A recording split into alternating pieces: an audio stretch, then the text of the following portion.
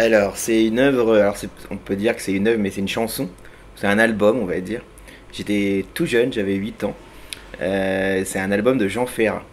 Et une chanson. Mais vraiment, et je pense elle est pas innocente dans mon parcours après d'écrivain. C'est une chanson qui s'appelle Ouralou. Et c'est une chanson que j'écoutais en boucle. Et j'adorais aller me faire pleurer en écoutant Ouralou. Et en fait, j'ai eu une passion pour Jean Ferrat quand j'étais gamin, que j'ai toujours. Alors, une passion, mais j'ai pas d'idole, donc c'est pas une idole non plus. Mais quelque chose qui fait que peut-être je suis écrivain maintenant.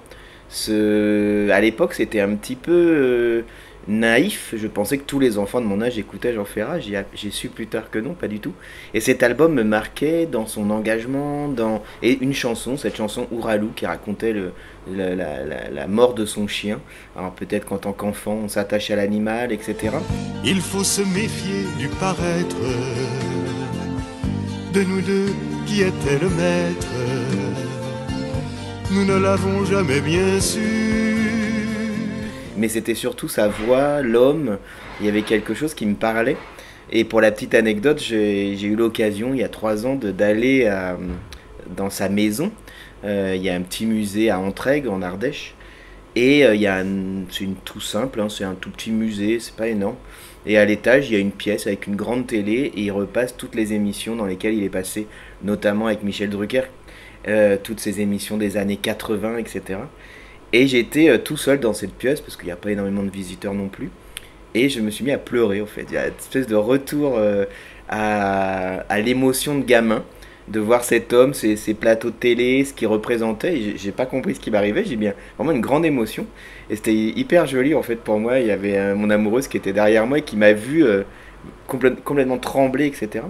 Et c'est pas innocent, cette chanson, cet homme, cette façon de faire de l'art, c'est-à-dire un engagement, une espèce de quelque chose qui est assez droit, c'est-à-dire que sans concession, avec cette envie que ce qu'il écrive soit un vecteur de changement des gens, du monde, un vecteur d'épanouissement aussi pour ceux qui les écoutent.